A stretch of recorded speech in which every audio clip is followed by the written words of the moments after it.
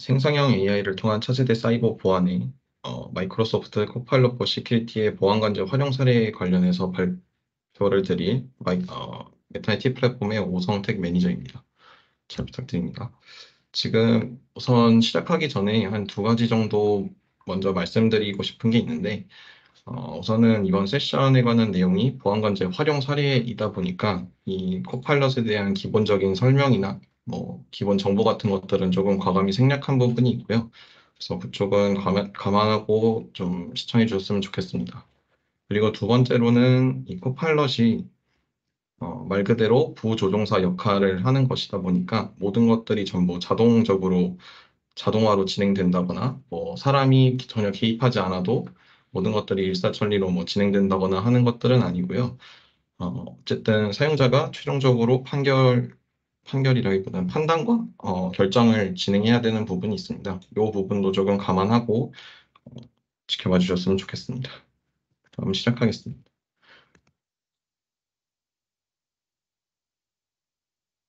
네, 그래서 뭐 앞서 저희 파트장님이 말씀해 주셨듯이 세 가지 분류 정도로 나눠봤고요. 저희가 메탄의 환경에 온보딩을 하고 실제로 테스트를 진행을 해 보니까 이 정도 교육, 분석, 운영 정도의 부분에서 이 세 가지 부분에서 좀 활용이 가능할 것 같다. 그러니까 좀 잘 활용이 가능할 것 같다라고 판단을 해서 이 정도로 나눠 보았고요. 그래서 먼저 교육 사용 사례부터 시작하도록 하겠습니다. 첫 번째로는 KQL 해석인데요. KQL 요 쿠스터 쿼리 랭귀지라는 것에 대해서 조금 생소하신 분도 있으실 것 같고 좀 익숙하게 사용하시는 분도 있으실 것 같은데 우선 간단하게 설명을 드리자면 마이크로소프트의 보안 솔루션에서 데이터를 탐색하거나 뭐 로그를 필터링 한다던가 하면서 패턴과 이상값을 발견하는 등의 뭐 작업을 위한 독자적인 언어라고 생각해 주시면 될 것 같습니다. 지금 화면상에 오른쪽에 보이시는 게 KQL을 통한 분석 규칙이라고 봐주시면 되는데 이 정도는 조금 간단한 부류에 속하긴 하지만 구문 규칙과 함수, 연산자 등을 응용해서 다양한 활용이 가능하고 하지만 그렇게 되기 위해서는 논리적이고 효율적인 사용을 위해서 학습이 좀 필수 불가결한 부분이 있습니다. 실제로 저희 보안사업 그룹에서도 KQL에 대한 학습을 좀 강하게 진행하고 있고요. 실제로 저희가 뭔가 분석 규칙을 작성한다거나 할 때 조금 시간이 오래 걸리고 또 논리적이고 효율적으로 사용하기 위해서는 좀 더 많은 학습이 필요한 것으로 지금 생각을 하고 있습니다. 그래서 그런 시간 단축이나 좀 더 정확한 정보를 위해서 코파일럿 포 시큐리티에게 이 KQL에 대한 해석을 좀 부탁을 한 테스트라고 봐주시면 될 것 같습니다. 그래서 마이크로소프트 센티넬의 분석 규칙 중에 아웃룩에서 계정에 자동으로 침해 경고 메일이 삭제되는 규칙을 생성하는 경우라고 봐주시면 될 것 같고요. 그래서 뭔가 침해 사고가 발생했을 때 저희에게 자동으로 경고 메일이 날라올 텐데 그것들이 전부 강제로 삭제되는 그런 규칙이 생성되는 행위가 발생하는 경우를 탐지하는 것이라고 봐주시면 될 것 같습니다. 그래서 먼저 간단하게 3단계로 설명을 드리자면 오피스 활동 로그 중에서 새로운 메일 규칙이 생성된 행위를 필터링을 하고 그 중에서 메일을 삭제하거나 정크 메일로 분류하는 규칙을 먼저 찾습니다. 그리고 해당 규칙을 통해 발생한 이벤트 중에 특정 키워드가 뭐 제목이나 본문에 포함된 메일을 찾고요. 그 다음에 필터링된 로그에서 계정이나 IP 등의 정보를 추출하고 출력하는 그런 분석 규칙이라고 봐주시면 될 것 같습니다. 이게 저희가 간단하게 설명 드리는 거고요. 그 다음에 시큐리티 코파일럿에게 물어봤을 때의 답변은 지금 요 KQL에 대해서 한 줄씩 자세하게 설명해 달라고 부탁을 한 거고요. 그래서 실제로 결과값이 나온 경우인데 한 줄씩 자세하게 설명해 달라고 요청을 했기 때문에 조금 자세하게 설명한 부분이 있어서 간단하게 말씀드리자면 우선 첫 번째 줄에서 악성 활동과 자주 연관되는 키워드 목록을 먼저 정의를 합니다. 그리고 두 번째, 세 번째 줄에서 오피스 액티비티 로그를 필터링을 하고 네 번째 줄에서 이벤트에 대한 추가적인 필터링 작업을 진행을 합니다. 그래서 뭐 특정 키워드라고 말씀을 드렸는데 아까 전에 설명드렸듯이 뭐 얼럿이나 뭐 멀리셔스, 피싱 뭐 이런 것들에 대한 메일이 탐지되는 경우를 필터링을 하는 거고요. 그 다음에 네 번째 줄에서 뭐 정크 메일, 딜리트 아이템스라고 하는 것들은 뭐 삭제된 메일이나 정크 메일로 분류된 것들을 필터링하는 것이라고 봐주시면 될 것 같습니다. 추가적으로 계속 필터링 작업이 진행이 되고요. 그 다음에 마지막 8번, 8번째 줄에서 클라이언트 IP 필드에서 클라이언트 IP 주소를 추출을 하고, 그다음에 뭐 오피스 오브젝트 아이디 필드에서 규칙 세부 정보를 추출하는 등 이제 저희가 필요한 정보들을 추출하고 표시해 주는 것을 설명해 준다고 보시면 될 것 같습니다. 그래서 제가 앞서서 간단하게 설명해 드렸던 것과 내용이 크게 다르지 않고 실제로 이 코파일럿 for Security에게 KQL에 대한 설명을 자세하게 부탁을 한다면 좀 효율적이게 사용하실 수 있을 거라고 생각됩니다. 그 다음으로는 KQL 해석이 아니고 KQL 작성을 부탁을 했던 건데요.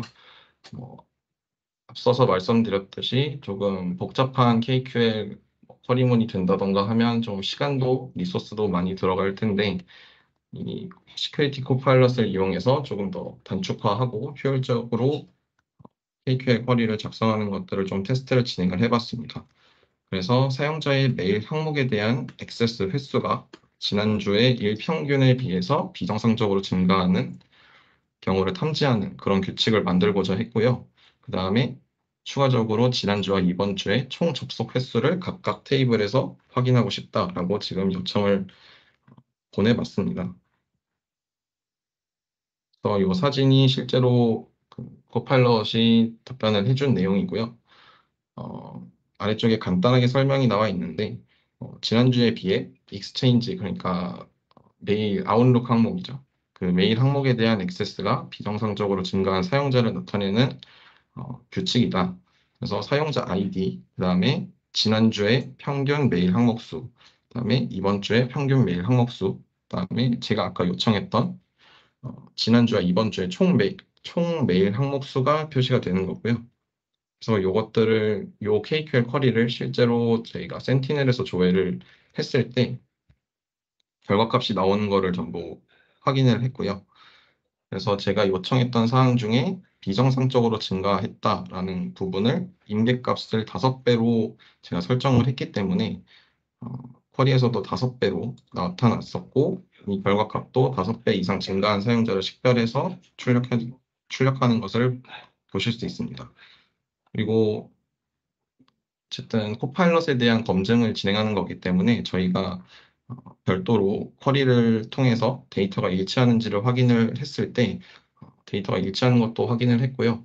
그래서 뭐 조금 복잡한 KQL 쿼리 같은 경우는 좀 더 테스트가 진행이 필요하지만 이 정도 간단한 쿼리들 같은 경우에는 코파일럿을 통해서도 무리 없이 진행할 수 있다라고 봐주시면 될 것 같습니다. 그래서 교육 쪽은 이렇게 마치고요. 그 다음에는 분석에 대해서 말씀드리도록 하겠습니다. 분석 쪽에서는 두 가지 인시던트에 대한 분석을 진행을 했는데요. 첫 번째로는 엔드포인트에서 setup.msi라는 파일이 실행이 되었고 마이크로소프트 디펜더 XDR에서 악의적일 수 있는 행동을 탐지를 하고 이 파일을 해서 발생한 인시던트라고 봐주시면 될 것 같습니다. 그래서 실제로 XDR 페이지에 들어가서 좌측에 있는 인시던트에 들어갔을 때 이 페이크바드 EXT라는 멀웨어가 방지되었다라는 인시던트가 발생을 했고요. 그래서 이 인시던트 페이지에 들어가게 되면 좌측에 있는 공격 스토리라고 하는 것들이 있는데 이 공격 스토리를 실제로 클릭하게 된다면 어떤 디바이스에서 어떤 프로그램이 실행이 됐고 그다음에 어떤 프로그램이고 그 프로그램에 대한 상태가 어떻게 되었는지 이런 것들이 간단하게 정보에 나타나게 되고요. 그래서 실제로 이 setup.msi 파일을 찾아냈고 요거는 일단 미리 차단이 된 상태입니다. 그래서 이 인시던트에 대해서 요약을 부탁을 했었고요. 그래서 간단하게 보시면 특정 디바이스에서 반디집을 통해서 이 setup.msi라는 파일이 생성이 됐고 그다음에 이 setup.msi 파일에서 저 트로이 JS 페이크바드 ext.b라는 것이 탐지가 되었고 이것을 격리했다라고 지금 인시던트에 대해서 요약을 해줬습니다. 그래서 제가 여기서 궁금했던 거는 저 트로이 그 페이크바드 ext라는 것이 뭔지가 지금 궁금했었는데요. 그래서 그 후에 코파일럿에게 이 트로이 파일에 대해서 알려달라라고 부탁을 했고 실제로 대답이 나온 것은 트로이 목마로 분류된 악성 소프트웨어다. 그래서 자바스크립트로 작성이 되었고 웹 브라우저나 노드.js 같은 서버의 환경 같이 자바스크립트가 지원되는 환경에서 실행될 수 있다. 그리고 이 프로그램 같은 경우에는 데이터를 훔치거나 추가적인 멀리어를 다운로드하거나 아니면 원격 제어 액세스를 제공을 한다던가 이런 것들이 진행될 수 있다라고 지금 정보를 제공을 해 주었는데요. 실제로 저희가 이 파일에 대해서 분석을 해본 결과 자바스크립트형 트로이 목마 파일이 맞는 것으로 확인됐고요. 그래서 파일 내 테이블을 확인했을 때 의심스러운 자바스크립트, 그 다음에 파워쉘 스크립트가 포함된 것을 확인할 수 있었고 특정 경로에 install.cmd라는 배치 파일과 단수로 된 이름의 디렉토리가 생성되는 것들을 확인을 할 수가 있었습니다. 그리고 install.cmd 파일에는 파워쉘 스크립트 실행 시 보안 정책을 우회하는 스크립트가 포함이 되어 있었고요. 그래서 실제로 요거는 악성 프로그램으로 판단이 되었습니다. 다만 시큐리티 코파일럿에서 이 정도의 분석에 대한 대답은 해주지는 못했었고요. 그래서 답변이 나왔던 거는 구체적인 프로필이나 기사, 분석 같은 것을 찾을 수가 없었다. 다만 이것들은 위협이 비교적 새로운 것이거나 아니면 단순히 내가 액세스할 수 있는 데이터베이스에 없다라던가의 이유에 대해서 얘기를 해 주었는데요. 그래서 상단의 빨간 박스에 보시면 해당 플러그인을 찾을 수 없습니다. 라고 지금 나타나는 걸 보실 수 있는데 이 플러그인 같은 경우에는 코파일럿 쪽에서 간단하게 제공을 하고 있는데요. 저 프롬프트 창 오른쪽에 보시면 저 네모로 된 버튼을 클릭하게 되면 이렇게 플러그인 창이 나타나게 되는데요. 이 플러그인 같은 경우는 마이크로소프트, 그다음에 논 마이크로소프트 제품들 전부 지원을 하고 있고 지금도 계속해서 개발을 진행을 하고 있는데요. 어, 버튼 한 번으로 활성화 버튼 한번 클릭하는 것으로 진행이 가능하거나 아니면 필요한 경우에는 간단한 정보, API 키 값만 넣는다던가 이런 것들을 통해서 손쉽게 연동이 가능하고요. 그래서 지금 화면은 안 나와 있긴 하지만 이런 해시값 분석이라던가 아니면은 악성 프로그램 분석 같은 것들을 지원하는 논 마이크로소프트 쪽 어, 플러그인이 있는데 그런 것들을 만약 보유하고 계시다면 연동을 하고 그다음에 분석을 진행을 하게 되는 경우에는 아까 저희가 진행했던 것과 같은 수준의 분석이 진행될 것이라고 예상은 하고 있습니다. 그다음에 두 번째 사례인데요. 이번에는 killnote.exe라는 파일이 실행이 되었고 마찬가지로 XDR에서 악의적일 수 있는 행동을 탐지하고 차단이 된 경우입니다. 그래서 이 페이지는 간단하게 아까 설명을 들었기 때문에 다음으로 넘어가게 되면 이 인시던트 쪽 상세 설명을 봤을 때 위에 파워포인트 프로그램이 실행이 되고 그 아래쪽에 킬노트라는 프로그램이 실행이 돼서 그쪽에서 악성 프로그램을 감지하고 지금 차단이 된 경우인데요. 지금 네, 킬노트가 차단이 된 상황이고 그 다음에 오른쪽에 보시면 이 킬노트.exe에 대한 분석, 코파일럿에게 분석을 요청을 할 수가 있습니다. 그래서 실제로 분석이 된 결과가 오른쪽에 표시되게 되는 거고요. 더 오른쪽에 있는 경우 글을 좀 확대해서 보게 되면 네, 저기 조금 번역을 진행을 한 부분인데 어, 우선은 바이러스 토탈에서 평판 조회를 했을 때 15개 엔진에서 악성인 것으로 감지가 되었다. 그 다음에 오픈 프로세스라는 함수에서 다른 프로세스의 메모리를 조작하여 권한 상승 또는 코드 주입 공격을 유발할 수 있다던가 그다음에 터미네이트 프로세스 함수에서 보안이나 시스템 프로세스를 종료하는 데 오용할 수 있다라고 코파일럿에서 분석을 진행을 해 주었고요. 그다음에 뭐 이런 API 호출 같은 경우에는 조합해서 사용자에게 유해한 작업을 수행할 수 있다라고 얘기를 해 주었습니다. 그래서 요거 검증을 위해서 저희도 추가적으로 분석을 진행을 했고요. 실제로 요 파일 같은 경우에는 프로세스 충돌로 인해서 PC가 뭐 멈춰가지고 먹통이 된다라고 했을 때 PC를 재시작하지 않고도 강제로 프로세스를 종료하게 되는 그런 프로그램이었고요. 뭐 실제 분석 결과 악성 프로그램으로 판단되지는 않았습니다. 다만 이 프로그램이 동작하는 중에 프로세스를 강제 종료하기 때문에 백신이나 뭐 보안 프로그램 같은 것들이 강제 종료가 될 수 있기 때문에 그런 것으로 이제 악성 프로그램으로 오인이 되는 경우가 좀 잦은 것 같고요. 이러한 경우에는 사용자에게 의도를 해서 사용을 한 건지 혹은 뭐 의도하지 않았는데 사용된 건지 그런 것에 대한 소명이 좀 필요하고요. 그래서 실제로 저희도 이 해당 디바이스의 사용자에게 소명 요청을 해서 의도하지 않았다라고 답변을 받은 후에 어, 추가적인 진행이 되었습니다. 그래서 분석 같은 경우에는 이 정도로 사용이 가능할 것 같고요. 어느 정도 사용자가 좀 심층 분석을 하기 전의 단계, 뭐 오탐 같은 것들을 판단하는 경우에는 좀 많이 리소스가 줄어들게 될 것 같다고 지금 생각이 되고요. 그다음에 분석 사용 사례 같은 경우는 이걸로 마무리가 됐고, 그다음에 운영 사용 사례로 넘어가도록 하겠습니다. 방금 전에 그 킬노트와 좀 연관되는 것이라고 봐주시면 될 것 같은데요. 어, 그 킬노트 프로그램을 사용한 사용자에게 소명을 받고, 그다음에 그 디바이스 이외에 다른 디바이스에서 이 프로그램이 사용된 이력이 있는지 그것에 대한 헌팅 쿼리를 작성해 달라고 요청을 진행했습니다. 그래서 실제로 KQL 쿼리를 통해서 XDR의 KQL 쿼리를 작성을 해 주었고요. 실제로 XDR에 들어가서 해당 쿼리를 통해 조회를 진행을 한 결과 한 건이 지금 발생을 하게 된 거를 탐지를 했고요. 그 다음에 14일, 네, 해당 디바이스 아이디나 디바이스 네임, 그리고 파일 네임, 뭐 이런 것들에 대해서 확인이 가능했고, 이 디바이스를 클릭했을 때, 로그온한 사용자를 보는 등의 뭐 추가적인 조사가 가능했습니다.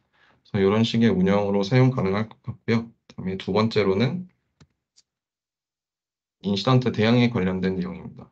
그래서 제가 지난주에 발생한 위험도가 높은 마이크로소프트 디펜더 XDR의 인시던트에 대해서 알려달라라고 요청을 진행을 했고요. 그래서 실제로 코파일럿이 5개 정도의 인시던트에 대해서 알려줬는데, 우선 첫 번째로 보이는 인시던트의 세버리티가 하이였기 때문에 이쪽으로 먼저 URL을 통해서 상세 페이지에 접근을 했습니다. 그래서 상세 페이지에 접근을 했을 때 해당 인시던트 페이지로 들어가게 됐고요. 그래서 멀티 스테이지 인시던트 뭐 이런 식으로 쭉 나오는데 이거에 대한 이 인시던트에 대한 요약을 간단하게 부탁을 했습니다. 그래서 받은 답변은 특정 사용자에게 미국의 IP에서 로그인 시도를 하거나 암호 스프레이 공격이 처음에 감지가 되었고요. 그 다음에 두 번째로 동시에 두 개의 IP, 한국과 미국의 IP에서 이 해당 사용자에게 로그인 시도를 했기 때문에 사용자의 계정이 손상되었을 수도 있다라고 지금 인시던트를 요약을 해 주었습니다. 그래서 그 다음에 단계별 대응 으로 이 코파일럿 쪽에서 인스턴트 요약을 해주고 그 다음에 이 해당 사용자에 대한 대응을 조금 알려주는 부분이 있었는데요. 그래서 그 다음에 첫 번째로는 이 해당 인시던트의 분류를 진행을 하는 것이었고요. 그래서 뭐 다중 스테이지 공격, 멀리어 뭐 이런 식으로 나와 있는데 앞서서 요약을 해주었던 내용대로 저는 이 인시던트를 손상된 계정으로 분류를 진행을 했습니다. 그러고 나서 이 해당 사용자에게 연락을 하고 이 행위가 의도된 것인지 먼저 확인하는 것이 필요하고요. 그래서 뭐 해당 사용자는 의도하지는 않았고, 그다음에 로그인 신호가 있었지만 실제로 로그인된 경우는 아니었기 때문에 뭐 추가적으로 진행한 사항은 없었습니다. 다만 그 이후에 코파일럿이 추가적으로 뭔가 어, 대응 사항에 대해서 추천을 이제 진행을 해 주었었는데요. 그래서 첫 번째로는 애저 AD, 지금은 엔트라 아이디로 변경이 되었는데 이 엔트라 아이디에서 사용자를 우선 일시 중단하는 첫 번째 조치를 추천을 해 주었고요. 제가 만약 이 사용자에게 연락하는 것보다 이 일시 정지를 먼저 진행을 했다면 아마 두 번째 버튼이 활성화가 되었을 건데 우선은 일시 정지를 진행하지 않았기 때문에 지금 활성화는 되어 있지 않습니다만 이제 두 번째로는 사용자 비활성화 가능했고요. 그다음에 세 번째로는 사용자 암호의 초기화가 가능하다라고 지금 코팔럿에서는 이 대응 체계를 3단계로 나눠서 추천을 해 주었습니다. 실제로 뭔가 이 로그인 시도가 있긴 했지만 뭐 로그인 자체가 이루어지지는 않았기 때문에 이 대응 자체는 진행하지는 않았었고요. 다만 이런 경우에 이 3단계로 진행이 가능하다는 것을 봐주시면 될 것 같습니다. 네, 그래서 뭐 실제 활용 사례 같은 경우에는 이것으로 마치게 될 것 같고요. 뭐 간단하게 정리를 해드리자면 교육 쪽에서는 KQL에 대한 쿼리 작성 또는 해석 같은 것들을 부탁하면 좀 더 효율적으로 시간 단축을 한다던가 이렇게 진행할 수 있을 것 같고요. 그다음에 두 번째로 분석 쪽에서는 저희가 뭔가 분석을 진행하면서 궁금한 사항이나 혹은 직접 분석 요청을 진행한다던가 이런 것들이 가능할 것 같고요. 그 다음에 세 번째로 운영 쪽에서는 인시던트, 뭐 이벤트 등을 뭐 순식간에 요약을 한다던가 또는 보고서 같은 것들을 작성하는 것을 부탁을 한다던가 뭐 이런 식의 단순한 업무를 좀 간소화하고 자동으로 대응하는 경우를 사용할 수 있을 것 같습니다. 이렇게 저희 세션은 마무리가 됐고요.